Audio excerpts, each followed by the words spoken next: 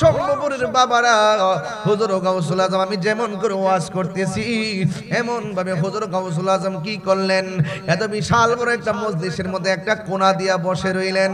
এবার এই সামনে একটা বিশাল বড় একটা চেয়ার আছে, এমন ভাবে স্পিকার লাগানো, এবার তিনি আওয়াজ করবেন, কিন্তু কেউ সাহস পায় না যে স্টেজে বসে ওয়াজ করবে। হুজুর গাউসুল আজম আব্দুল কাদের জিলানী এমন ভাবে পাশে বসে আছেন রে। ও বন্ধু, কি ভাষায় ওয়াজ করব? হুজুর গাউসুল আজম মনে মনে কয়, এত সুন্দর একটা স্টেজ, এত সুন্দর একটা প্যান্ডেল, এটা কিন্তু সাধারণ মানুষের প্যান্ডেল নয়। ওই প্যান্ডেলের মধ্যে যারা বসা ছিল এরা হলো কুতুবের দল, কুতুবের দল, কুতুবের দল। কুতুব সাধারণ জিনিস না, কুতুবের চোখের মধ্যে আমার আল্লাহ এমন নূর দেয়, তোমার চোখের দিকে তাকায়া বলে দিবে তোমার মনের ভিতরে কি বিরাজ করতেছে। ওই কুতুবের দল যেমন আমার স্টেজের ভিতরে যদি 50 জন আলেম বসে থাকে, যেই কোনো বক্তা ওয়াজ করতে গেলে পানি খাওয়ান লাগবে, কথা কোন ঠিক না বেঠি? হুজুর গাউসুল আজম আব্দুল কাদের জিলানী বিশাল বড় একটা প্যান্ডেলের মধ্যে কোণা দিয়া বসে রইলেন, আর বসে বসে তিনি চিন্তা করতেছেন, ও বন্ধুরি, আমি যদি সবার সামনে দাঁড়াইয়া নবীর প্রেমের গান গাইতে পারতাম তাইলে আমার মনটা শান্তি হয়ে যাইত। আপনারা যারা মাহফিলের মধ্যে এসেছেন, আমি যখন ওয়াজ করি অনেক মুরব্বী দাদাই কয়, যদি তাহিরি হুজুরের মতো আমার নাতিদের বানাইতে পারতাম, যদি ওসমান গনি সালি হুজুরের মতো আমার সন্তানরা বানাইতে পারতাম, যদি ডক্টর কাবিলুদ্দিন সালিহি হুজুরের মতো আমার সন্তানরা বানাইতে পারতাম। আমারটা বাদ দিলাম, বড় বড় হাস্তি উলামা ইকরামকে টেনে আনলাম, যদি আল্লামা উপাধ্যক্ষ আবুল কাশেম মোহাম্মদ ফজলুল হক হুজুরের মতো আমার সন্তানরা বানাইতে পারতাম।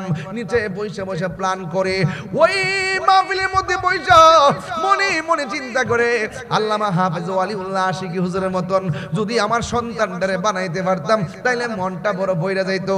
ঠিক কেমন ভাবে ওয়াজের প্যান্ডেলে শত শত মানুষ বসে আছে, সাধারণ মানুষের প্যান্ডেল না, যারা বসে আছে সব হলো কুতুবের দল।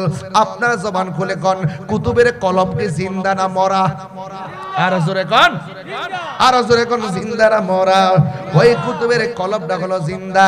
বন্ধুরে, বন্ধুরে, ও সম্ভবপুর গাউসে গাউসুল আজমের বাবা, এবার হুজুর গাউসুল আজম কোনার মধ্যে বয়া বয়া চোখের পানি ফালায়া ফালায়া কান্দে। ও বন্ধুরে, ও বন্ধুরে, ওই মুহূর্তে হুজুর গাউসুল আজম কোনার মধ্যে বসে বসে চোখের পানি ফালায়া কান্দতে কান্দতে হঠাৎ করে চোখের মধ্যে ঘুম এসে গেছে। ঘুমের গড়ি তাকায়া দেখে গো, আমার নূরের নবী, হায়াতুন নবী গাউসুল আজমের সামনে হাজির হয়ে গেছে। আরে হাত তুলে কোন আল্লাহু আকবার! আমার নবী আসার ক্ষমতা আছে না নাই? আমার নবী দিদার দেওয়ার ক্ষমতা আছে না নাই? নবীকে স্বপ্নে দেখলে গুনাহ হয় না, গুনাহ মাফ হয়।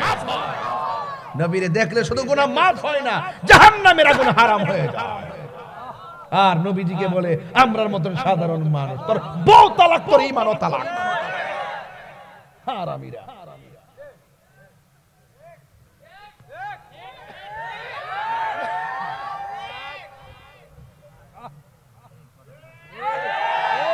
নবীরে কই আমরা মত বলে মানুষ, দাঁত ফলাই দেওয়ার দরকার।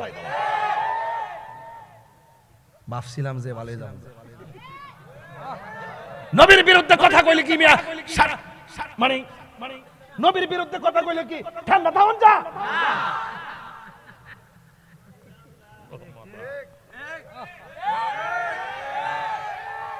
ওরে নবীর বড় ভাইয়ের মতন ব্যবহার করে। নবী বাজারও গেছে, আমরাও বাজারও যাই। নবী বিয়া করছে, আমরাও করছি। নবীর ঘরে জীবত হইছে, আমরা ঘরে হইছে। নবী ঘুমায়, আমরা ঘুমাই। তা আম গাছে তো আমই ধরে। নবী তো মা মেনার ঘর হইছে। নবী কি মানুষ না গরু নেই?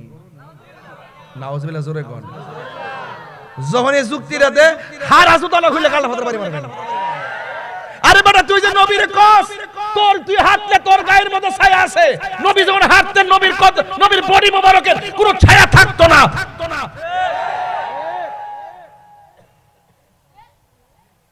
চেতুইটা জায়গা শুনলো, জানি না কেমনে সত্যটা গোপন করে।